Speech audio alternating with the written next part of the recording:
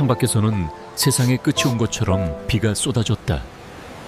번개가 칠 때마다 어두운 방 안이 순간적으로 하얗게 드러났고 천둥 소리는 낡은 목조 건물을 송두리째 뒤흔들었다. 하지만 내 세상의 폭풍은 그의 품 안에서 잠잠해져 있었다. 그의 이름은 이도현. 나는 그의 단단한 팔에 안겨 낯선 남자의 천에 모든 감각을 내맡기고 있었다. 그의 피부에서는 옅은 흙냄새와 소나무 향이 났다. 투박하지만 부드러운 그의 손가락이 내 등을 천천히 쓸어내릴 때마다 등골을 타고 오르는 것은 흥분이 아닌 아주 오래전에 잃어버렸던 안도감이었다. 이래도 되는 걸까? 머릿속에서는 경고음이 울렸다. 낯선 남자, 그것도 이 작은 바닷가 마을로 도망치듯 내려와 신세를 지고 있는 집주인 남자와 한 침대에 누워있다니. 지난 몇 년간 나를 올감했던 강태민의 아내 한서연이라는 이름이 목을 조르는 것 같았다. 그의 손길은 언제나 소유였고 의무였으며 때로는 벌이었다. 사랑 없는 섹스는 영혼을 갉아먹는 형벌과도 같았다. 그래서 나는 도망쳤다. 내 몸과 마음이 더 이상 망가지기 전에 내 아들 하준이를 위해서. 그런데 지금 나는 다른 남자의 품에서 쾌락이 아닌 평온을 느끼고 있었다. 그의 움직임은 조심스러웠다. 마치 깨지기 쉬운 오래된 도자기를 다루듯 그는 나를 탐하기보다 어루만졌다. 그의 입술이 내 어깨에 닿을 때 나는 본능적으로 몸을 움츠렸다. 과거의 기억이 날카로운 파편처럼 온몸을 찔렀다. 아파요. 그가 속삭였다. 어둠 속에서도 그의 눈빛이 나를 걱정하고 있다는 것을 알 수 있었다.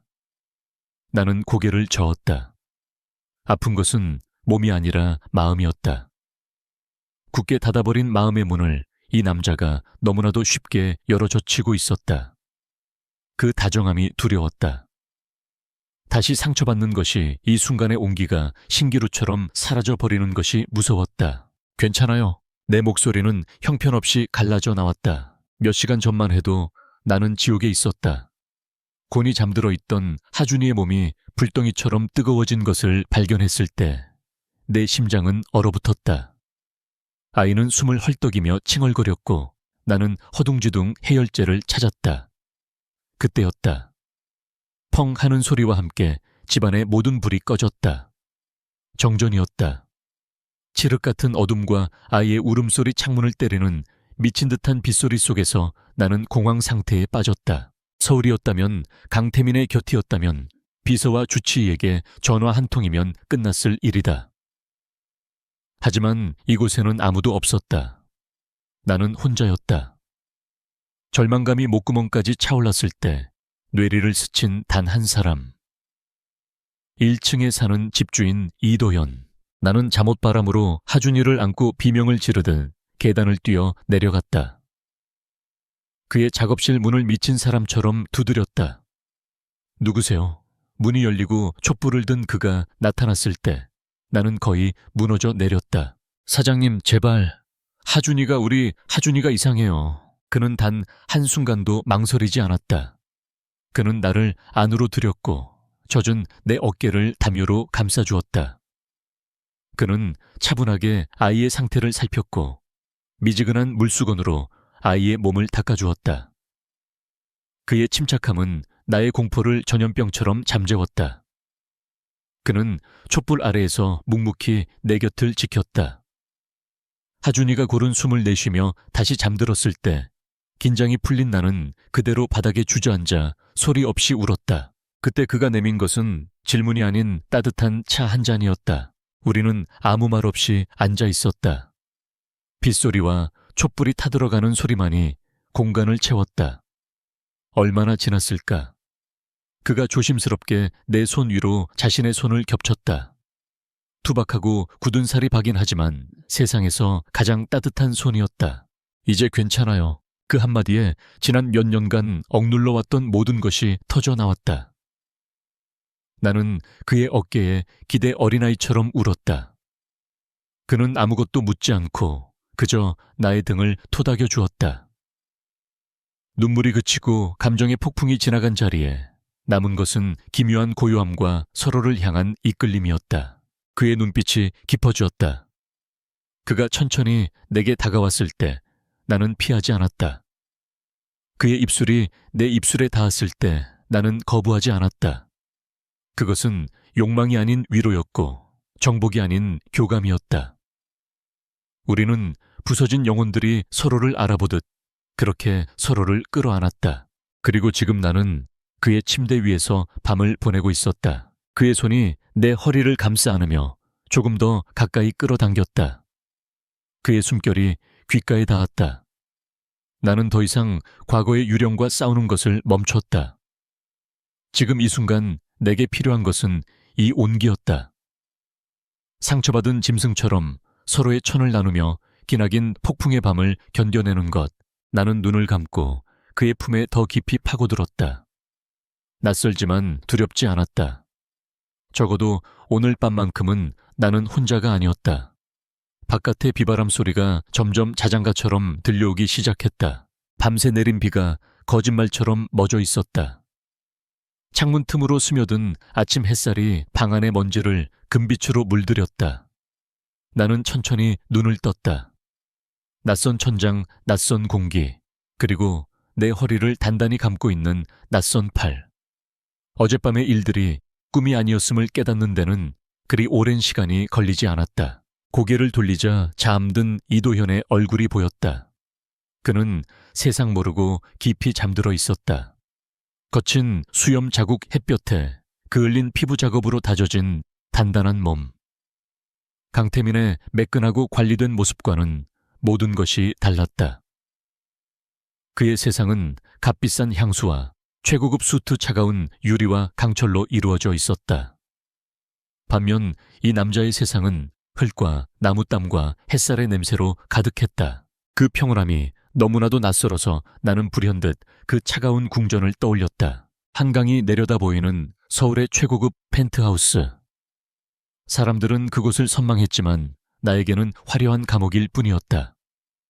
집 안의 모든 가구는 유명 디자이너의 작품이었고 바닥은 먼지 하나 없이 반짝였다. 하지만 그곳에는 온기가 없었다. 웃음소리가 사라진 지 오래였고 대화는 사치였다. 강태민과의 저녁 식사는 언제나 침묵 속에서 이루어졌다. 수십 가지 반찬이 정갈하게 차려진 긴 식탁의 양끝에 앉아 우리는 그저 소리 없이 음식을 입으로 옮길 뿐이었다. 그는 늘 핸드폰을 손에서 놓지 않았고 화면 속 숫자와 그래프가 나보다 더 중요한 존재였다. 나는 그저 그의 성공적인 삶을 장식하는 비싼 오브제, 재벌가 사모님이라는 이름의 마네킹이었다. 결혼기념일이었다. 3주년, 나는 그가 가장 좋아하던 레스토랑을 통째로 빌려 그를 기다렸다. 그가 선물해준 보석과 드레스를 입고 완벽한 아내의 모습을 연기하며 1시간, 2시간. 시간이 흘러 레스토랑의 모든 직원이 퇴근하고 나 혼자 남았을 때 나는 깨달았다. 그는 오지 않을 것이다. 그날 밤 나는 텅 빈 거실에서 밤을 새웠다. 새벽녘이 되어서야 현관문이 열리는 소리가 들렸다. 그는 술에 취해 비틀거렸고 그의 셔츠에는 낯선 여자의 립스틱 자국과 향수 냄새가 선명했다. 어디 있었어? 내 목소리는 나도 모르게 떨리고 있었다. 그는 짜증스럽다는 듯 넥타이를 풀어 던졌다. 피곤해. 나중에 얘기해. 오늘 무슨 날인지 잊었어. 그는 잠시 나를 쳐다보더니 마치 귀찮은 것을 기억해냈다는 듯이 말했다. 아, 기념일. 미안, 중요한 약속이 있었어. 다음 날 아침 내 휴대폰이 미친 듯이 울렸다. 대학 동기라는 이름으로 저장된 번호였다. 그녀는 늘 나의 불행을 가장 먼저 알려주는 불길한 전령사였다. 그녀가 보낸 인터넷 기사 링크를 클릭했을 때 내 세상은 무너져 내렸다. JK그룹 강태민 대표 톱모델 유라와 호텔에서 포착 뜨거운 밤. 사진 속에서 그는 유라의 허리를 감싸고 환하게 웃고 있었다. 내가 지난 몇 년간 한 번도 보지 못했던 진심으로 행복해 보이는 미소였다. 나는 휴대폰을 든 채 그대로 주저앉았다. 심장이 산산조각 나는 소리가 들리는 듯했다. 그가 잠에서 깨어 거실로 나왔을 때 나는 부서진 목소리로 물었다. 이게 뭐야? 설명해봐. 그는 기사를 쓱 훑어보더니 아무렇지 않다는 듯 어깨를 으쓱했다. 그의 그 태연함이 나를 더 비참하게 만들었다. 뭘 설명해 보이는 그대로야. 어떻게 나한테 이럴 수 있어? 그는 한숨을 쉬며 내게 다가왔다. 그의 눈에는 미안함 대신 귀찮음과 짜증이 가득했다. 한서연, 뭘 더 바라는 거야? 이 집 네가 쓰는 카드. 네가 누리는 모든 것. 내가 다 해준 거잖아. 그냥 조용히 사모님 역할이나 해. 일 크게 만들지 말고. 넌 네가 원하는 거 다 가졌잖아. 그 순간 나는 깨달았다. 이 남자에게 나는 사랑하는 아내가 아니라 값비싼 거래 품목 중 하나였을 뿐이라는 것을. 사랑은 이미 죽었고 존중조차 남아있지 않았다. 진정으로 떠나기로 결심한 것은 하준이를 가졌을 때였다. 지독한 입덧으로 며칠 밤낮을 알아누웠다. 음식을 넘기기는커녕 물 한 모금 마시기도 힘들었다. 나는 그에게 제발 오늘 하루만이라도 곁에 있어달라고 애원했다. 회사 일이 아니라면 단 몇 시간만이라도. 그는 내 이마를 한번 짚어보더니 인상을 썼다. 유난 떨지 마. 임신하면 다들 겪는 거야. 나 오늘 중요한 프로젝트 때문에 제주도 가봐야 해. 그는 그렇게 떠났다. 며칠 뒤 나는 우연히 그의 신용카드 명세서를 보았다. 중요한 프로젝트의 정체는 유라와 함께한 5성급 호텔 스위트룸과 최고급 스파 결제 내역이었다. 그는 나의 고통을, 뱃속의 제 아이를 철저히 외면하고 다른 여자와 향락을 즐기고 있었다. 그날 내 안의 모든 미련과 기대가 제가 되어 사라졌다. 나는 더 이상 그의 아내가 아니었다. 나는 내 아이를 지켜야 하는 엄마, 한서연일 뿐이었다. 과거의 기억에서 헤어나오자 눈가에 뜨거운 것이 흘렀다. 소리 없는 눈물이었다. 그때 잠에서 깬 도현이 나를 바라보고 있었다. 그는 내가 울고 있는 것을 보고도 당황하거나 이유를 묻지 않았다. 그저 조용히 일어나 잠시 후 따뜻한 물 한 잔을 가져와 내 손에 쥐어주었다. 그의 말없는 배려가 강태민의 수만 마디 변명과 위선보다 더 큰 위로가 되었다. 나는 어젯밤 내가 한 선택이 충동이 아니었음을 직감했다. 나는 이 차가운 궁전에서 도망쳐 마침내 아주 작은 온기를 찾아낸 것이다.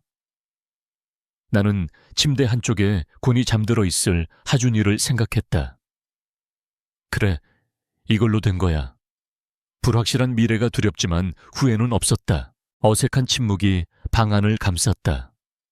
내 손에 들린 물잔에서는 아직 온기가 느껴졌다. 이도현은 아무 말 없이 내 맞은편에 앉아 마치 내가 다음 행동을 결정할 때까지 영원히 기다려줄 사람처럼 나를 바라보고 있었다. 그의 시선에는 비난도 캐물음도 없었다. 그저 고요한 강물 같은 깊이가 담겨 있을 뿐이었다. 나는 간신히 입을 열었다. 어젯밤은 고마웠어요. 하준이 때문에 경황이 없어서. 그는 내 말을 끊지 않고 끝까지 들은 뒤 작게 고개를 끄덕였다. 그리고 자리에서 일어나 부엌으로 향하며 말했다. 배고프겠네요. 하준이도 깨면 먹어야 할 테고 간단하게 아침이라도 준비할게요. 그는 어젯밤의 일에 대해 한마디도 꺼내지 않았다. 마치 폭풍우 속에서 일어난 모든 일은 그저 폭풍우가 빚어낸 하룻밤의 꿈이라는 듯이. 그의 그런 배려가 나를 더 깊은 혼란에 빠뜨리는 동시에 이상하게도 안심시켰다. 그는 나에게 어떤 책임감도 부담감도 지우려 하지 않았다. 잠시 후 고소한 빵 굽는 냄새와 계란 프라이 냄새가 방 안을 채웠다. 강태민의 집에서는 전문 셰프가 요리한 진수성찬만이 식탁에 올랐지만 이렇게 사람의 온기가 담긴 음식 냄새를 맡아본 것은 아주 오랜만이었다. 그때 방문이 빼꼼히 열리며 하준이가 잠이 덜 깬 얼굴로 나를 찾았다. 이 엄마, 우리 아들 잘 잤어. 열은 내렸네. 하준이는 내 품에 안겨 칭얼거리다가 낯선 공간과 낯선 남자를 보고는 눈이 동그래졌다. 아이는 낯을 가리는 편이었지만 이상하게도 도현을 보고 울음을 터뜨리지는 않았다. 도현은 아이의 눈높이에 맞춰 몸을 낮추고 부드럽게 웃어주었다. 안녕 꼬마 신사. 어젯밤엔 많이 아팠지? 이제 괜찮아. 그의 커다랗고 투박한 손이 하준이의 작은 머리를 조심스럽게 쓰다듬었다. 하준이는 잠시 망설이더니 이내 까르르 웃으며 그의 손가락을 붙잡았다. 그 모습을 보는 순간 나는 내가 상상해 본 적 없는 평화로운 아침의 풍경 속에 들어와 있음을 깨달았다. 서울을 떠나온 지 어느덧 석 달이 지났다. 그날 강태민이 유라와 제주도로 떠난 것을 확인한 순간 나는 더 이상 망설이지 않았다. 몇 년간 남몰래 모아온 비상금과 하준이에게 필요한 최소한의 집만 챙겨 그 차가운 궁전을 빠져나왔다. 화려한 드레스와 보석들 명품 가방들은 모두 그곳에 버려두었다. 그것들은 나의 것이 아니라 강태민의 아내라는 허울의 것이었으니까. 처음 며칠은 목적지도 없이 남쪽으로 차를 몰았다. 붙잡힐지도 모른다는 공포와 모든 것을 버리고 떠나왔다는 해방감이 뒤섞여 심장이 터질 것 같았다. 그러다 우연히 지도에도 잘 나오지 않는 이 작은 바닷가 마을에 다다랐다. 부서지는 파도 소리와 비릿한 소금 냄새, 모든 것이 느리게 흘러가는 이곳의 시간이 나를 붙잡았다. 도예공방 2층 세입자 구함. 낡은 전봇대에 붙어있던 작은 종이 한 장이 지금의 나를 만들었다. 그렇게 나는 이도현을 처음 만났다. 그는 내가 상상했던 예술가의 모습과는 거리가 멀었다. 무뚝뚝한 표정에 말수도 적었고 온몸에서는 흙먼지 냄새가 났다. 하지만 갓난아기를 안고 나타난 젊은 여자를 보고도 그는 아무것도 묻지 않았다. 그저 묵묵히 계약서를 내밀고 2층으로 올라가는 낡은 계단에 내 짐을 옮겨주었을 뿐이다. 그 후로 우리의 관계는 집주인과 세입자, 그 이상도 이하도 아니었다. 그는 대부분의 시간을 1층 작업실에서 보냈고 나는 2층에서 하준이를 돌보며 조용히 지냈다. 하지만 그의 조용한 친절은 늘 내 곁에 있었다. 시장에서 양손 가득 장을 보고 낑낑거리며 계단을 오를 때면 어느샌가 나타나 말없이 짐을 들어주곤 했다. 어느 날 아침에는 문고리에 그가 직접 만든 작은 밥그릇이 걸려 있었다.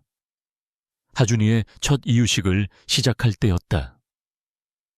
또 어떤 날에는 갓 구운 군고구마를 봉지에 담아 건네며 하준이 주전부리라도 하라고 무심하게 말하고 돌아섰다. 그의 친절에는 어떤 의도도 대가도 없어 보였다. 그래서 더 편안했다. 그는 내 과거를 궁금해하지 않았고 내 상처를 들추려 하지 않았다. 그저 나와 내 아들의 존재를 있는 그대로 받아들여 주었다. 강태민의 세상에서 나는 늘 평가받고 감시당하고 통제당했다. 하지만 이도현의 세상에서 나는 처음으로 온전한 한서연으로 존재할 수 있었다. 아침 식사를 마치고 내가 설거지를 하는 동안 그는 바닥에 떨어진 빵 부스러기를 치웠다. 우리는 여전히 어젯밤의 일에 대해 말하지 않았지만 더 이상 어색한 침묵은 흐르지 않았다. 대신 그 자리를 채운 것은 오랜 시간 함께한 사람들 사이에서나 느껴질 법한 편안함이었다. 어쩌면 어젯밤의 일은 갑작스러운 충동이 아니었을지도 모른다. 지난 석 달간 이 조용한 남자가 쌓아올린 수많은 친절과 배려가 내 마음의 벽을 아주 조금씩 허물어 내리고 있었던 것이다. 폭풍우와 하준이의 고열은 그저 마지막 남은 빗장을 부수는 계기가 되었을 뿐 나는 그릇을 헹구며 창밖으로 펼쳐진 푸른 바다를 보았다. 처음으로 아주 희미하게나마 희망이라는 것을 느꼈다. 그날 이후 우리 사이에는 미묘한 변화가 생겼다. 우리는 여전히 집주인과 세입자였고 이웃이었다. 하지만 서로를 바라보는 눈빛 속에는 그날 밤의 비밀스러운 온기가 희미하게 남아있었다. 이도현은 아무것도 요구하지 않았고 나 역시 그날의 일을 섣불리 정의 내리려 하지 않았다. 우리는 그저 위태로운 평온 속에서 서로의 존재를 묵인했다. 그러던 어느 날 오후 하준이가 낮잠에 깊이 빠져든 시간이었다. 나는 멍하니 창가에 앉아 수평선 너머를 바라보고 있었다. 끝없이 펼쳐진 바다를 보고 있으면 복잡했던 마음이 조금은 가라앉는 기분이었다. 그때 아래층에서 올라온 그가 문을 노크했다. 세어연 씨, 그가 내 이름을 부른 것은 처음이었다. 늘 저기 혹은 하준이 엄마라고 불렀었다. 나는 조금 놀라 문을 열었다. 시간 있으면 아래층에 내려와 볼래요. 흙 만지는 게 생각보다 마음을 편하게 해주거든요. 그의 작업실에 손님으로 들어서는 것은 처음이었다. 문을 열자 짙은 흙냄새와 함께 나무 선반을 가득 메운 도자기들이 눈에 들어왔다. 완성되어 유약이 반짝이는 것들부터 아직 마르지 않아 짙은 회색빛을 띠는 것들까지. 그 공간은 이도현이라는 사람 그 자체였다. 조용하지만 묵묵히 자신만의 세계를 빚어내는 곳. 그는 내게 낡은 앞치마를 둘러주며 흙덩이 하나를 건넸다. 우선 이 녀석이랑 좀 친해져 봐요. 주무르고 두드리고 하고 싶은 대로 해봐요. 나는 차갑고 축축한 흙덩이를 받아들었다. 어색했다. 내 손은 지난 몇 년간 아기 분유를 타고 기저귀를 갈고 장을 보는 일 외에는 무언가를 만들어 본 적이 없었다. 흙의 감촉은 내 의지와는 상관없이 움직이는 것 같았다. 마치 내 인생처럼. 한참을 흙만 주무르고 있자 그가 물레 앞으로 나를 이끌었다. 이게 물레예요. 발판을 밟으면 돌아가죠. 여기에 흙을 올리고 중심을 잡는 게 가장 중요해요. 나는 어색하게 물레 앞에 앉았다. 그가 내 뒤에 바싹 다가앉았다. 그의 단단한 가슴이 등에 닿았고 그의 숨결이 귓가를 스쳤다. 나는 순간적으로 몸이 굳었다. 남자의 천이 이렇게 가까이 느껴지는 것은 그날 밤 이후 처음이었다. 그는 내 긴장을 눈치챘는지 한 걸음 뒤로 물러나며 말했다. 미안해요. 손을 좀 잡아줘야 해서. 그의 배려에 나는 작게 고개를 끄덕였다. 그의 커다란 손이 내 손 위를 덮었다. 축축하고 차가운 흙 위로 그의 따뜻한 천이 전해져 왔다. 발판을 밟자 물레가 천천히 돌기 시작했다. 손에 힘을 너무 주면 안 돼요. 흙이 부서져요. 그렇다고 너무 약해도 모양이 잡히지 않죠. 그의 목소리는 물레 소리에 섞여 낮게 울렸다. 하지만 내 손안의 흙은 번번이 중심을 잃고 형편없이 찌그러졌다. 몇 번을 실패하자 짜증이 치밀었다. 내 뜻대로 되는 것이 하나도 없다는 생각에 눈물이 핑 돌았다. 마음대로 안 되네요. 원래 그래요. 흙은 정직해서 억지로 만들려고 하면 무너져요. 흙이 가고 싶어 하는 길을 손끝으로 느끼고 살짝 방향만 잡아주는 거예요. 서두르지 말고. 그의 말은 도에 대한 것이었지만 마치 내게 하는 위로처럼 들렸다. 억지로 행복한 척 괜찮은 척하며 살아왔던 지난 날들. 결국 모든 것이 무너져 내렸던 내 모습과 찌그러진 흙덩이가 겹쳐 보였다. 그의 손이 다시 내 손 위를 감쌌다. 이번에는 더 부드럽고 더 단단하게. 다시 해봐요. 이번엔 내 손의 움직임을 느껴봐요. 우리는 다시 시작해 했다. 나는 눈을 감고 오롯이 손끝의 감각에 집중했다. 그의 손이 이끄는 대로 흙이 빚어지는 미세한 진동을 느꼈다. 힘을 빼고 욕심을 버리고 그저 흙의 흐름에 몸을 맡겼다. 그러자 거짓말처럼 흙덩이가 조금씩 솟아오르며 형태를 갖추기 시작했다. 작고 볼품없고 비뚤어졌지만 분명한 그릇의 모양이었다. 됐어요. 해냈네요. 그의 나직한 칭찬에 나는 울컥 눈물을 쏟을 뻔했다. 지난 몇 년간 들어본 그 어떤 찬사보다 더 가슴 벅찬 순간이었다. 이것은 내가 오롯이 내 힘으로 내 손으로 만들어낸 첫 번째 결과물이었다. 작업을 마치고 손을 씻으며 우리는 처음으로 조금 긴 대화를 나누었다. 여기 생활은 좀 어때요? 그의 조심스러운 질문에 나는 잠시 망설이다 입을 열었다. 여긴 조용해서 좋아요. 서울에선 한 번도 제 자신을 돌아볼 시간이 없었거든요. 늘 누군가의 아내, 누군가의 며느리로만 살았으니까 스스로도 놀랄 만큼 솔직한 고백이었다. 그는 내 말을 묵묵히 들어주었다. 그의 침묵은 나를 판단하지 않았고 그저 나의 이야기를 담아낼 뿐이었다. 그날 밤 나는 잠든 하준이 옆에 누워 그가 구워준 작은 그릇을 만지작거렸다. 표면은 거칠고 모양은 삐뚤빼뚤했다. 완벽과는 거리가 멀었다. 하지만 그 불완전함이 꼭 나를 닮은 것 같아 나는 그 그릇을 버릴 수가 없었다. 일어섰다. 손끝에서 시작된 치유. 나는 어쩌면 이 작은 바닷가 마을에서 이 투박한 남자의 도움을 받아 무너져 내린 내 인생을 다시 빚어낼 수 있을지도 모른다는 작은 희망을 품었다. 비록 그 결과물이 완벽하지는 않더라도 그것은 분명 나의 것이 될 터였다. 도예를 시작한 이후 나에게는 새로운 일과가 생겼다. 하준이가 낮잠을 자는 오후의 2시간은 온전히 나만의 시간이었다.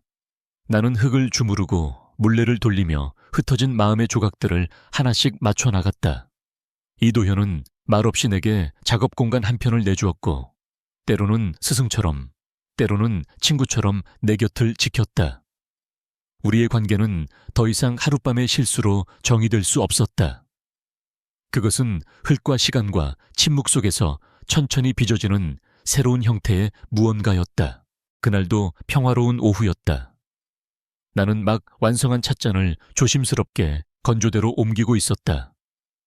서툴지만 제법 그럴듯한 모양새에 나도 모르게 미소가 지어졌다. 그때였다. 작업실 밖에서 들려오는 날카로운 클렉슨 소리와 함께 이 작은 해안 마을의 풍경과는 전혀 어울리지 않는 검은색 세단 한 대가 굉음을 내며 멈춰 섰다. 심장이 바닥으로 곤두박질 치는 것 같았다. 서울에서나 볼 수 있는 운전기사가 딸린 최고급 세단.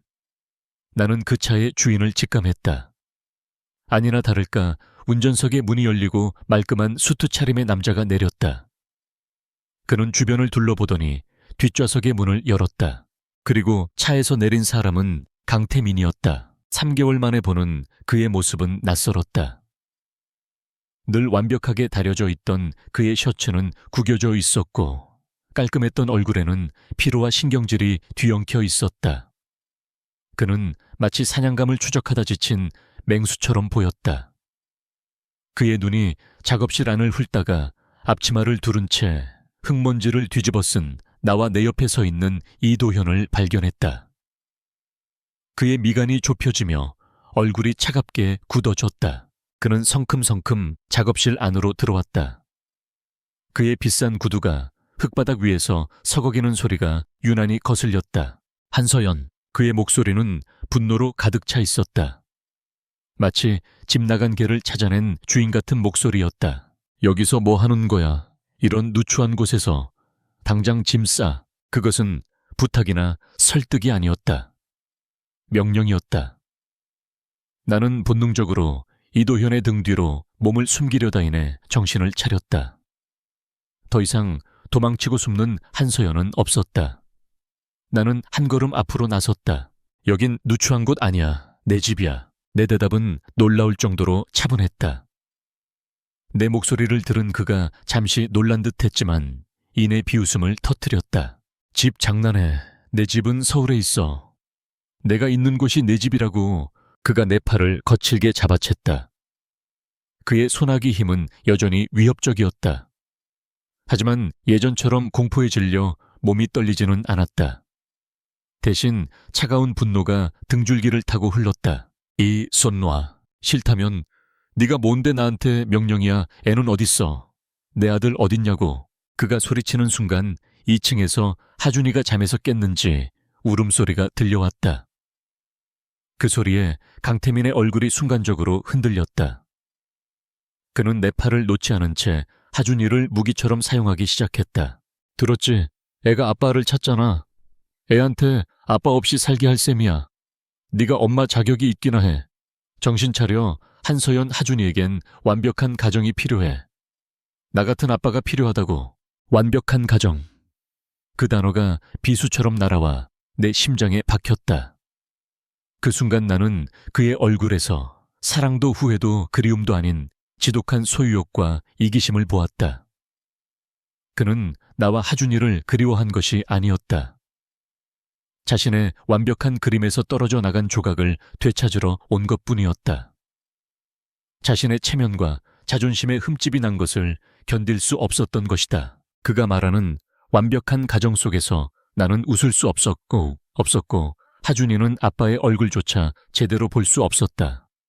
그의 완벽함은 오직 자기 자신만을 위한 것이었다. 나는 내 팔을 잡은 그의 손을 힘껏 뿌리쳤다. 완벽한 가정. 당신이 말하는 그 완벽함 속에 하준이와 나는 없었어. 당신의 체면과 욕심만 있었지. 돌아가. 여긴 당신이 있을 곳이 아니야. 그때까지 아무 말 없이 상황을 지켜보던 이도현이 내 앞을 막아서며 나직하게 말했다. 나가주시죠. 여긴 제 작업실입니다. 강태민의 시선이 이도현에게로 향했다. 그는 위아래로 이도현을 훑어보았다. 값비싼 명품으로 온몸을 휘감은 재벌 2세와 흙먼지 묻은 작업복 차림의 가난한 도예가 모든 것이 비교되었다. 강태민의 입에 경멸적인 미소가 걸렸다. 네온, 또 뭐야, 이런 놈 때문에 나를 버리고 도망쳤다 이거야. 한서연, 내 수준이 고작 이거였어. 그의 모욕적인 말에 피가 거꾸로 솟았다. 내가 무어라 소리치기도 전에 이도현이 다시 한번 말했다. 그의 목소리는 여전히 낮고 차분했지만 그 안에는 강철 같은 단호함이 서려 있었다. 나가라고 했습니다. 강태민은 잠시 이도현의 흔들림 없는 눈빛을 마주보더니 이내 어이가 없다는 듯 헛웃음을 쳤다. 그는 나를 향해 손가락질하며 경고했다. 두고 봐 한서연. 넌 나에게서 절대 벗어날 수 없어. 네 발로 다시 기어 들어오게 만들어줄 테니. 그는 그 말을 남기고 획 돌아섰다. 잠시 후 검은 세단은 왔을 때처럼 요란한 소리를 내며 좁은 골목길을 빠져나갔다. 차가 시야에서 사라졌지만 나는 그 자리에 얼어붙은 듯 서 있었다. 평화는 깨졌다. 이것은 끝이 아니었다. 이제 막 시작된 전쟁의 서막일 뿐이었다. 강태민이 떠난 후 작업실에는 무거운 침묵이 내려앉았다. 평화롭던 공간은 그의 분노와 소유욕이 남긴 잔해로 더럽혀진 듯했다. 나는 온몸에 힘이 빠져나가는 것을 느끼며 그 자리에 주저앉을 뻔했다. 아드레날린이 썰물처럼 빠져나가자 그 자리를 채운 것은 뼛속까지 시린 공포였다. 그는 포기하지 않을 것이다. 절대로. 그때 이도현이 내게 다가와 따뜻한 찻잔을 손에 쥐어주었다. 그는 아무 말도 하지 않았다. 그저 묵묵히 곁에 서서 내가 스스로 마음을 추스를 때까지 기다려주었다. 그는 괜찮냐고 묻는 대신 2층으로 올라가 울고 있는 하준이를 안아왔다. 아이의 따뜻한 청과 엄마를 찾는 칭얼거림이 나를 현실로 되돌려 놓았다. 나는 하준이를 끌어안았다. 이 아이를 위해서라도 나는 무너질 수 없었다. 며칠 후 강태민의 소리 없는 전쟁이 시작되었다. 첫 번째 공격은 거대한 배송 트럭의 형태로 도착했다. 좁은 골목길을 겨우 비집고 들어온 트럭에서는 아이방 하나를 가득 채울 만큼의 장난감과 옷, 그리고 내 키만 한 곰 인형이 쏟아져 나왔다. 모든 물건에는 아빠가 라는 3글자가 적힌 카드가 붙어 있었다. 과거의 나였다면 그의 이런 행동에 마음이 흔들렸을지도 모른다. 어쩌면 그가 정말로 후회하고 있는 것은 아닐까 하고. 하지만 이제 나는 알았다. 이것은 사과나 선물이 아니었다. 돈으로 나의 마음을 사고 아빠라는 이름으로 자신의 권리를 주장하려는 교묘한 압박이었다. 그는 하준이에게 선물을 보내는 것이 아니라 나에게 과시하고 있는 것이었다. 너는 내 경제력 없이는 아무것도 아니라고 나는 배송기사에게 단호하게 말했다. 수취 거부입니다. 전부 돌려보내세요. 나의 첫 번째 반격이었다. 텅 빈 집으로 돌아섰을 때 나는 이상한 해방감을 느꼈다. 그 후 그의 공격은 더욱 집요해졌다. 모르는 번호로 하루에도 수십 통씩 전화가 걸려왔다. 받지 않으면 곧바로 문자가 쏟아졌다. 서연아 제발, 내가 잘못했어. 모든 걸 되돌리고 싶어. 애원과 후회가 담긴 문자는 금세 넌 내 아들을 뺏어갈 수 없어. 없어. 법정에서 보자. 와 같은 협박으로 바뀌었다. 나는 번호를 차단하고 또 차단했다. 그의 감정적인 널뛰기는 더 이상 내게 상처를 주지 못했다. 그저 그의 바닥을 확인시켜줄 뿐이었다. 가장 결정적인 공격은 법률사무소의 이름으로 배달된 내용 증명이었다. 서울 최고의 로펌, 광인의 직인이 찍힌 서류였다. 그 안에는 내가 정서적으로 불안정한 상태에서 아이를 무단으로 데리고 가출했으며 즉시 아이를 데리고 집으로 돌아오지 않을 경우 친권 및 양육권 상실 소송을 진행하겠다는 내용이 담겨 있었다. 나의 모든 행동이 법정에서 불리한 증거로 사용될 것이라는 경고와 함께 서류를 든 손이 사시나무처럼 떨렸다. 하준이를 빼앗길 수도 있다는 공포가 심장을 얼어붙게 만들었다. 그는 나를 파괴하기 위해 돈과 권력을 총동원하고 있었다. 나는 속수무책이었다. 그날 밤 나는 잠든 하준이의 얼굴을 보며 뜬 눈으로 밤을 새웠다. 어떻게 해야 할까? 이대로 모든 것을 포기하고 그에게 돌아가야 할까? 다시 그 차가운 궁전으로, 영혼 없는 마네킹의 삶으로. 동이 틀 무렵 아래층에서 올라온 이도희연이 헬쑥한 내 얼굴을 보고는 말없이 부엌으로 향했다. 잠시 후 그는 따뜻한 생강차를 내밀었다. 그리고 탁자 위에 놓인 법률 서류를 보았다. 그는 내용을 읽어보지 않았다. 그저 내가 어떤 상황에 부딪혔는지 짐작할 뿐이었다. 혼자 싸우는 거 아니에요. 그의 나직한 한마디가 벼랑 끝에 서 있던 나를 붙잡았다. 그는 더 이상 아무것도 묻지 않았다. 대신 막 잠에서 깨 칭걸거리는 하준이를 안아들고 말했다. 오늘은 날이 좋으니 우리 하준이랑 바다에 가서 모래성이나 쌓고 와야겠네. 그는 내가 생각할 시간을, 혼자서 모든 것을 정리할 시간을 주기 위해 조용히 자리를 비켜주었다. 그의 흔들림 없는 믿음이 내게 용기를 주었다. 나는 더 이상 도망치거나 숨지 않을 것이다. 방어만 해서는 이길 수 없다. 나도 나만의 칼을 가져야 했다. 나는 몇 시간 동안 인터넷을 뒤져 변호사를 찾았다. 서울의 거물급 변호사가 아닌 이혼 소송, 특히 여성과 아이의 편에서 싸워온 이력이 많은 지방도시의 한 여성 변호사였다. 떨리는 손으로 전화를 걸었다. 수화기 너머로 차분하고 강단 있는 목소리가 들려왔다. 나는 지난 몇 년간의 결혼 생활과 강태민의 외도, 그리고 지금의 상황을 최대한 담담하게 설명했다. 충분히 이길 수 있는 싸움입니다, 한서연 씨. 겁먹지 마세요. 변호사의 확신에 찬 목소리에 나는 비로소 숨을 제대로 쉴 수 있었다. 전화를 끊고 창밖을 보았다. 해변께서 이도현과 하준이가 작은 모래성을 쌓고 있었다. 파도가 밀려오면 금세 부서져 버릴 작고 연약한 성이었다. 하지만 그들은 파도가 물러날 때마다 웃으며 다시 성을 쌓고 있었다. 그래, 무너지면 다시 쌓으면 된다. 강태민이 일으키는 거대한 파도 앞에서 나는 더 이상 혼자가 아니었다.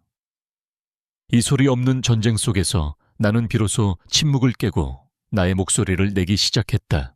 변호사와의 첫 통화 이후 며칠은 그야말로 피 말리는 시간의 연속이었다. 강태민 측 로펌은 쉴 새 없이 압박 서류를 보내왔고 나는 변호사와 통화하며 하나하나 대응 전략을 세웠다. 잠을 설치고 입맛을 잃었다. 하지만 이상하게도 마음은 오히려 단단해지고 있었다. 혼자가 아니라는 사실, 그리고 내가 더 이상 일방적인 피해자가 아니라는 자각이 나를 강하게 만들었다. 결전의 날은 생각보다 빨리 찾아왔다. 강태민이 신청한 유아 인도 사전 처분, 즉 하준이를 당장 자신에게 보내라는 긴급 요청에 대한 법원의 결정이 나오는 날이었다. 나는 초조하게 휴대폰만 바라보며 시간을 보냈다. 만약 법원이 그의 손을 들어준다면 상상만으로도 숨이 막혔다. 오후 늦게 변호사에게서 전화가 걸려왔다. 한서연 씨, 우리 쪽 신청이 받아들여졌습니다. 상대 측 신청은 기각됐고요. 그리고 법원에서 강태민 씨에게 접근 금지 임시처분을 내렸습니다. 이제 함부로 찾아오거나 연락할 수 없을 겁니다. 수화기를 든 손이 떨렸다. 믿을 수가 없었다. 없었다. 내가 이겼다. 물론 이것은 기나긴 싸움의 시작에 불과한 작은 승리였지만 나에게는 세상을 다 얻은 것만 같았다. 강태민이라는 거대한 벽 앞에서 내가 처음으로 그에게 균열을 낸 것이다. 나는 전화를 끊고 그 자리에 주저앉아 한참을 울었다. 그것은 슬픔의 눈물이 아닌 기쁨과 안도의 눈물이었다. 그날 저녁 나는 아주 오랜만에 마음 편히 저녁을 먹었다. 하준이에게 동화책을 읽어주는 목소리에도 생기가 돌았다. 아이가 잠든 후 나는 창밖을 보았다. 아래층 작업실에 아직 불이 켜져 있었다. 이도현, 그가 없었다면 나는 이 작은 승리조차 거머쥐지 못했을 것이다. 그는 늘 그 자리에 있으면서도 결코 내 영역을 침범하지 않았다. 그저 내가 기댈 수 있는 벽이 되어 주었을 뿐이다. 새로운 감정이 내 안에서 싹트고 있음을 느꼈다. 그것은 위기 속에서 피어난 의존심이나 동정심이 아니었다. 한 남자로서의 이도현을 향한 순수한 끌림이었다. 물레를 돌리는 그의 단단한 팔, 흙을 만지는 섬세한 손길 내 이야기를 들어주던 깊은 눈빛. 그 모든 것이 나를 향해 손짓하고 있었다. 나는 더 이상 망설이지 않았다. 상처받는 것이 두려워 사랑을 외면하는 겁쟁이가 되고 싶지 않았다. 나는 내 마음의 선택을 믿어보기로 했다. 나는 조용히 계단을 내려가 작업실 문을 열었다. 그는 혼자 남아 물레를 돌리고 있었다. 돌아가는 물레 위에서 젖은 흙덩이가 그의 손길에 따라 마법처럼 솟아오르고 있었다. 그는 인기척에 고개를 들었고 나를 보고는 조금 놀란 듯 물레를 멈추었다. 무서운 일 있어요. 나는 대답 대신 그에게 천천히 다가갔다. 그리고 그의 앞에 멈춰 서서 그의 뺨에 묻은 마른 흙가루를 손가락으로 부드럽게 닦아주었다. 그는 숨을 멈춘 채 나를 바라보았다. 그의 눈동자가 흔들리고 있었다. 도현 씨, 내가 그의 이름을 부르며 까치발을 들어 그의 입술에 내 입술을 포겠다. 첫 번째 키스가 위로와 연민이었다면 두 번째 키스는 오롯이 욕망과 선택이었다. 내가 먼저 시작한 나의 의지가 담긴 첫 번째 표현이었다. 그는 잠시 굳어있더니 이내 내 허리를 감싸 안으며 뜨겁게 응답했다. 우리의 입맞춤은 점점 깊어졌다. 작업실의 희미한 백열등 아래 우리는 서로를 탐했다. 더 이상 나는 과거의 상처에 얽매인 피해자가 아니었다. 나는 내 몸의 주인이었고 내 쾌락을 선택할 권리가 있었다. 그의 셔츠 단추를 푸는 내 손길은 거침없었다. 그의 단단한 가슴에 얼굴을 묻자 그의 심장이 세차게 뛰는 것이 느껴졌다. 그는 나를 안아 작업대 위에 조심스럽게 앉혔다. 마치 귀한 도자기를 다루듯이. 하지만 그의 눈빛은 그 어느 때보다 뜨거운 열망으로 가득 차 있었다. 그는 내 옷을 벗겨내는 것이 아니라 나를 겹겹이 감싸고 있던 아픈 기억의 껍질들을 하나씩 벗겨내 주었다. 그의 손길이 닿는 곳마다 나는 다시 태어나는 기분이었다. 그날 밤 우리는 흙냄새 가득한 작업실 바닥에 낡은 담요 위에서 하나가 되었다. 그것은 일방적인 치유가 아니었다. 서로의 외로움을 알아보고 서로의 상처를 보듬어주는 영혼의 교감이었다. 나는 그의 몸을 탐험했고 그도 나의 몸을 탐험했다. 우리는 동등한 존재로서 서로를 원하고 서로에게 기쁨을 주었다. 절정의 순간 나는 강태민의 얼굴이 아닌 이도현의 얼굴을 보고 있었다. 그의 임에 맺힌 땀방울 나를 갈망하는 그의 눈빛 속에서 나는 비로소 완벽하게 과거와 단절할 수 있었다. 내 몸은 더 이상 수치와 의무의 장소가 아니었다. 기쁨과 환희로 가득 찬 나만의 신성한 공간이었다. 모든 것이 끝난 후 우리는 아무 말 없이 서로를 껴안고 누워 있었다.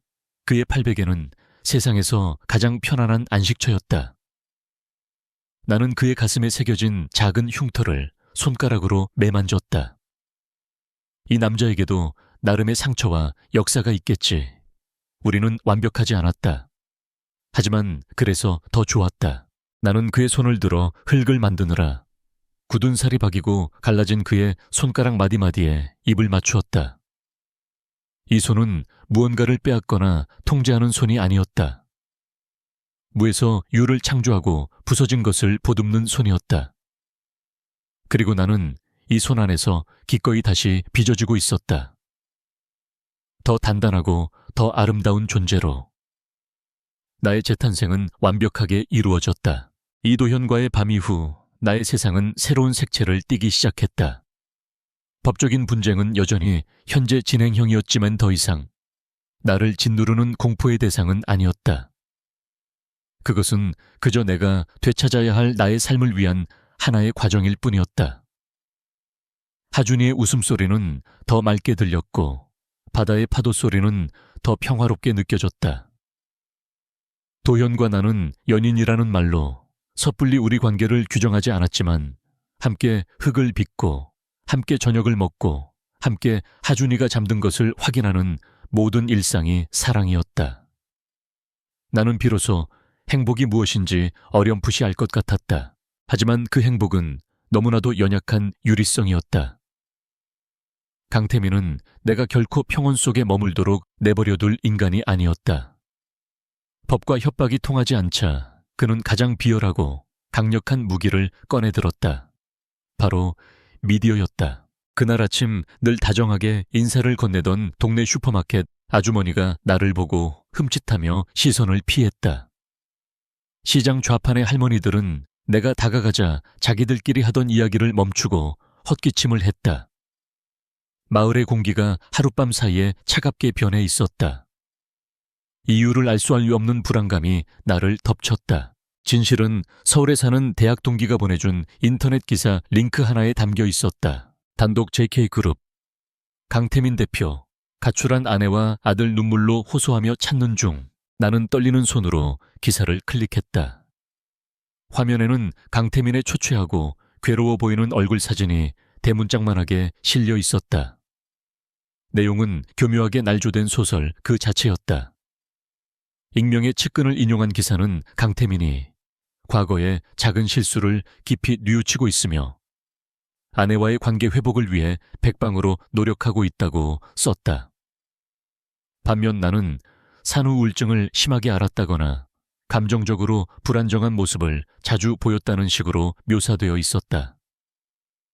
심지어 몇 년 전 우리가 행복했던 시절의 가족 사진과 최근 이 마을에서 찍힌 듯한 하준이를 안고 지친 표정으로 걸어가는 내 파파라치 사진을 나란히 붙여놓기까지 했다. 그 기사는 강태민을 가정을 지키려는 비련의 남편이자 애끓는 아버지로 나는 정신적으로 문제가 있어 아들을 데리고 무책임하게 가출한 아내로 완벽하게 둔갑시키고 있었다. 세상이 무너지는 기분이었다. 나의 가장 깊은 상처와 고통이 그의 이미지를 위한 제물로 바쳐져 온 세상의 조롱거리로 전락했다. 수치심에 온몸이 불타는 것 같았다. 휴대폰 너머로 쏟아지는 익명의 악플들은 칼날이 되어 내 심장을 후벼 팠다. 남편이 저렇게 비는데 그냥 들어가서 살아라. 돈 많은 남편 두고 뭐가 부족해서 저러나. 애가 불쌍하다. 나는 집 밖으로 한 발짝도 나갈 수 없었다. 나를 향해 쏟아지는 시선들이 두려웠다. 한때 나의 안식처였던 이 작은 마을은 이제 나를 심판하는 거대한 배심원단이 앉아있는 법정처럼 느껴졌다. 나는 이 추악한 소문을 이도현의 평화로운 삶에까지 끌어들인 것만 같아 그를 볼 낯이 없었다. 나 때문에 도현 씨까지 이상한 사람으로 오해받게 될 거예요. 그날 밤 나는 그에게 처음으로 약한 소리를 했다. 어쩌면 내가 여기서 떠나는 게 맞을지도 몰라요. 당신한테 더는 폐를 끼칠 수 없어요. 그러자 그가 내 어깨를 단단히 붙잡았다. 그의 눈빛은 그 어느 때보다 진지했다. 서연 씨.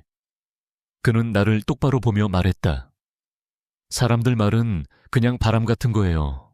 귀 막으면 안 들리고 신경 끄면 스쳐 지나갈 뿐이야. 중요한 건 서연 씨가 스스로를 어떻게 생각하느냐, 그리고 내가 당신을 어떻게 생각하느냐는 거지. 다른 건 아무것도 중요하지 않아. 그의 말은 단순했지만 어떤 위로보다 더 큰 힘을 가지고 있었다. 나는 당신을 믿어요. 당신이 어떤 사람이었는지, 어떤 상처를 받았는지 다 몰라도 괜찮아. 내가 지금 보고 있는 당신 하준이를 지키기 위해 강해지려는 당신을 믿는다고. 다음 날 우리는 하준이와 함께 장을 보러 나섰다. 아니나 다를까 시장 입구에서부터 사람들의 수군거림이 들려왔다. 나는 저도 모르게 고개를 숙이고 걸음을 재촉했다. 그때였다. 이도현이 보란듯이 사람들 앞에서 내 손을 꽉 잡았다. 그의 크고 따뜻한 손이 나의 차가운 손을 감쌌다. 나는 놀라 그를 쳐다봤다. 그는 나를 보며 작게 미소 지었다. 그의 행동은 100마디 말보다 더 분명한 메시지를 던지고 있었다. 이 여자는 내 사람이다. 그러니 함부로 짓거리지 마라. 사람들의 시선은 여전히 따가웠지만 더 이상 두렵지는 않았다. 그의 손을 잡고 있는 한 나는 어떤 폭풍 속에서도 쓰러지지 않을 것 같았다. 강태민은 언론을 이용해 나를 사회적으로 고립시키고 내 곁에 있는 유일한 사람마저 떠나가게 만들려 했다. 하지만 그의 비열한 공격은 오히려 우리 두 사람의 관계를 세상 그 무엇보다 단단한 것으로 벼려내고 있었다. 나는 더 이상 도망치지 않을 것이다. 이 자리에서 이 남자의 손을 잡고 나의 전쟁을 계속할 것이다. 강태민의 언론 플레이는 양날의 검이었다. 그것은 나를 한순간에 비정한 아내이자 무책임한 엄마로 만들었지만 동시에 나의 투쟁을 세상에 알리는 계기가 되었다. 내 변호사는 그의 기사를 역이용했다. 그의 기사가 나를 정서적으로 불안정한 사람으로 몰아간 덕분에 법원은 오히려 그가 내게 가하고 있는 심리적 압박이 얼마나 심각한지를 인지하게 되었다. 상황은 미세하게나마 내게 유리한 쪽으로 흐르고 있었다. 그는 초조해지기 시작했다. 자신의 뜻대로 상황이 흘러가지 않자 최후의 수단을 쓰기로 결심한 모양이었다. 그는 자신의 가장 큰 무기인 쇼맨십을 이용해 모든 것을 끝내려 했다. 그날은 마을의 작은 포구에서 주말 장터가 열리는 날이었다. 시끄러운 음악 소리와 사람들의 활기찬 웃음소리가 가득한 가장 평범하고 행복한 날. 나와 이도현은 하준이의 손을 잡고 장터를 구경하고 있었다. 사람들은 여전히 우리를 힐끔거렸지만 이도현이 보란듯이 내 어깨를 감싸 안은 덕분에 대놓고 수근거리지는 못했다. 나는 이제 그들의 시선에 흔들리지 않는 법을 배우고 있었다. 바로 그때였다. 모든 소음과 인파를 뚫고 익숙한 검은색 세단이 포구 한가운데로 미끄러져 들어왔다. 사람들은 놀라 길을 텄다. 차에서 내린 강태민은 이전과는 다른 모습이었다. 값비싼 수트 대신 그는 평범한 캐주얼 차림에 며칠은 자지 못한 사람처럼 헬쑥한 얼굴을 하고 있었다. 그는 완벽하게 상처 입고 후회하는 남자를 연기하고 있었다. 그의 뒤로는 관광객인 척하는 기자 몇몇이 카메라를 숨긴 채 따르고 있음을 나는 직감했다. 이것은 그의 마지막이자 가장 거대한 쇼였다. 그는 이도현은 안중에도 없다는 듯 오직 나와 하준이에게로 걸어왔다. 사람들은 원을 그리며 우리를 둘러쌌고 순식간에 우리는 거대한 무대 위에 배우가 되었다. 세어연아, 그의 목소리는 슬픔으로 가득 차 있었다. 그는 하준이에게 손을 뻗으며 말했다. 하준아 아빠야, 아빠 보고 싶었지.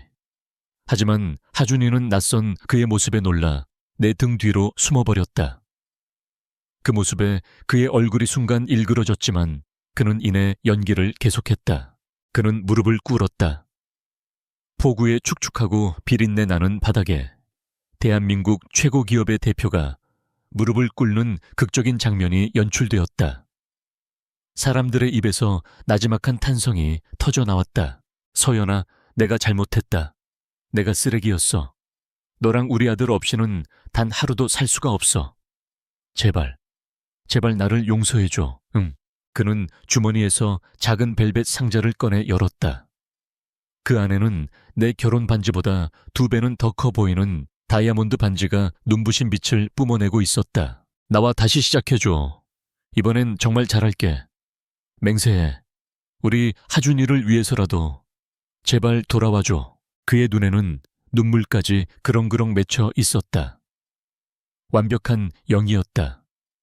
주변의 사람들은 이미 그의 편이 되어 나를 안타깝다는 듯 혹은 비난하는 듯한 눈빛으로 쳐다보고 있었다. 저렇게까지 하는데 받아주지. 애 아빠인데 한 번은 용서해야지. 그들의 무언의 압박이 나를 짓눌렀다. 모든 시선이 내게로 쏠렸다. 이도현이 내 손을 더욱 꽉 잡아왔다. 그의 천이 내게 용기를 주었다. 나는 내 품에 안겨 겁에 질린 하준이의 얼굴을 보았다. 그리고 무릎 꿇은 채 나를 올려다보는 강태민의 얼굴을 보았다. 그의 눈물 맺힌 눈동자 속에서 나는 사랑이 아닌 지독한 집착과 패배에 대한 두려움을 읽었다. 나는 천천히 입을 열었다. 내 목소리는 떨리지 않았다. 놀라울 만큼 차분하고 단호했다. 일어나요, 강태민 씨. 이 쇼는 이제 끝났어요. 내 말의 장내가 순간 조용해졌다. 그는 당황한 표정을 감추지 못했다. 당신이 원하는 건 가족이 아니에요. 흠집 하나 없는 당신의 완벽한 제국이지. 당신에게 하준이는 사랑스러운 아들이 아니라 대를 이을 후계자이고 나는 현모양처 트로피일 뿐이었어요. 내가 당신 곁에 있을 때 당신은 단 한 번이라도 우리를 돌아본 적 있었나요?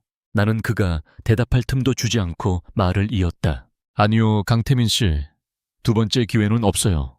나는 그의 눈을 똑바로 쳐다보며 내 인생을 건 마지막 선고를 내렸다. 내 행복은 더 이상 당신 손에 달려있지 않으니까. 나는 그 말을 끝으로 그에게서 돌아섰다. 더 이상 그를 쳐다보지 않았다. 이도현의 손을 잡고 하준이를 품에 안은 채 나는 웅성거리는 사람들 사이를 조용히 빠져나왔다. 등 뒤로 터지는 카메라 플래시 소리가 들리는 듯했지만 아무 상관없었다. 폭우의 소음이 점점 멀어졌다. 내 귀에는 오직 부서지는 파도 소리와 내 손을 잡은 남자의 단단한 숨소리, 그리고 내 품에 안긴 아들의 따뜻한 심장 소리만이 들려왔다. 마침내 길고 길었던 전쟁이 끝났다. 나는 승리했다. 폭우에서의 소동이 잊고 1년이라는 시간이 흘렀다. 그날 강태민의 마지막 쇼는 그가 의도했던 것과는 정반대의 결과를 낳았다. 그의 영희는 대중의 동정을 사기는커녕 한 여자를 벼랑 끝까지 몰아붙이는 재벌의 추악한 집착으로 비춰졌다. 여론은 순식간에 돌아섰고 JK그룹의 주가는 폭락했다. 결국 그는 자신의 제국을 지키기 위해 나를 놓아주는 것 외에는 선택지가 없었다. 그는 군말 없이 이혼 서류에 도장을 찍었다. 내가 요구한 것보다 훨씬 더 많은 위자료와 함께 하준이의 친권과 양육권을 모두 넘겼다. 그것은 미안함의 표시가 아니었다. 자신의 인생에서 나와 하준이라는 오점을 최대한 빨리 그리고 조용히 지워내기 위한 마지막 거래였을 뿐이다. 그 이후로 그는 2번 다시 우리 앞에 나타나지 않았다. 나의 세상은 마침내 고요한 바다를 되찾았다. 오늘도 여느 때와 같은 오후, 나는 작업실 내 전용 물레 앞에 앉아 주문받은 화병을 빚고 있었다. 젖은 흙이 내 손 안에서 춤을 추듯 솟아오르는 감각은 이제 제법 익숙했다. 1년 전 비뚤어진 그릇 하나 겨우 만들던 나는 이제 없었다. 이 작은 공방은 이도현과 한서연의 이름으로 운영되었고 나의 소박한 도자기들은 입소문을 타고 제법 많은 팬을 갖게 되었다. 더 이상 누구의 아내, 누구의 며느리가 아닌 도예가 한서연으로서의 삶이었다. 엄마 멍멍, 작업실 한쪽에서 흙조각을 주무르던 하준이가 자기가 만든 강아지라며 자랑스럽게 외쳤다. 이제 제법 걷고 온가리 이상의 말을 할 수 있게 된 아들은 이 흙냄새 가득한 공간을 세상에서 가장 좋은 놀이터로 여겼다. 어이구, 우리 아들 잘 만들었네. 내가 웃으며 칭찬해주는 그때 도연이 따뜻한 커피 2잔을 들고 들어왔다. 그는 자연스럽게 내 옆에 앉아 하준이가 만든 멍멍이를 보고는 감탄사를 내뱉었다. 이야, 이건 예술작품인데 아빠보다 낫다, 아들아. 하준이는 아직 그를 아빠라고 부르지는 못했지만 세상에서 가장 좋아하는 현 아저씨가 칭찬해주자 좋아서 어쩔 줄을 몰라 하며 그의 품에 안겼다. 그 모습을 바라보는 내 가슴속으로 따스한 햇살이 스며드는 것 같았다. 우리의 사랑은 동화 속 이야기처럼 뜨겁거나 열정적이지 않았다. 대신 함께 흙을 빚고 함께 저녁을 차리고 함께 아이를 재우는 일상의 수많은 순간들 속에서 조용히 하지만 단단하게 뿌리 내렸다. 그것은 서로의 상처를 보듬고 서로의 부족함을 채워주는 성숙한 어른들의 사랑이었다. 그는 내게 완벽한 남자가 되어주려 애쓰지 않았고 나 또한 그에게 완벽한 여자가 되려 하지 않았다. 우리는 그저 불완전한 서로를 있는 그대로 아껴줄 뿐이었다. 작업을 마치고 우리는 늘 그랬듯 하준이의 손을 잡고 해변으로 향했다. 하루의 끝을 붉게 물들이는 저녁 노을을 함께 보는 것은 우리 세 사람의 소중한 의식이 되었다. 주황색과 보라색이 뒤섞인 하늘 아래 도연과 하준이가 파도를 피해 다름질치는 모습을 보며 나는 생각에 잠겼다. 한때 내가 꿈꿨던 행복은 이런 모습이 아니었다. 화려한 펜트하우스 빛나는 보석 모두가 부러워하는 사모님이라는 타이틀. 나는 그것이 행복의 전부라고 믿었다. 하지만 그 모든 것을 가졌을 때 나는 세상에서 가장 불행했다. 이제 나는 안다. 행복에는 정해진 모양이 없다는 것을. 진정한 행복은 발가락 사이를 간지리는 부드러운 모래의 감촉이었고 내 아들의 청명한 웃음소리였으며 아무 말 없이 내 어깨를 감싸 안는 이 남자의 단단한 팔이었다. 그것은 거창한 것이 아니라 이렇게 사소하고 평범한 순간들 속에 숨어 있었다. 어쩌면 가장 화려했던 거짓된 꿈을 버리고 나서야 비로소 진짜 행복을 손에 쥘 수 있게 되는 것인지도 모른다. 도현이 하준이를 번쩍 안아들고 내게로 걸어왔다. 그는 남은 한 팔로 내 허리를 감쌌다. 우리는 함께 수평선 너머로 사라지는 마지막 햇살을 바라보았다. 차가운 궁전에서 흘렸던 수많은 눈물은 이 따뜻한 바닷바람에 모두 실려 날아간 지 오래였다. 나는 더 이상 과거를 원망하지 않는다. 그 아팠던 시간들이 있었기에 지금 내 곁에 있는 이 작은 행복들이 얼마나 소중한지 알게 되었으니까. 내 인생의 폭풍은 이제 완전히 멎었다. 여기 고요한 바다가 있을 뿐이다. 당신도 혹시 무언가를 버리고 나서야 비로소 진짜 행복을 찾았던 경험이 있나요? 당신의 이야기를 들려주세요.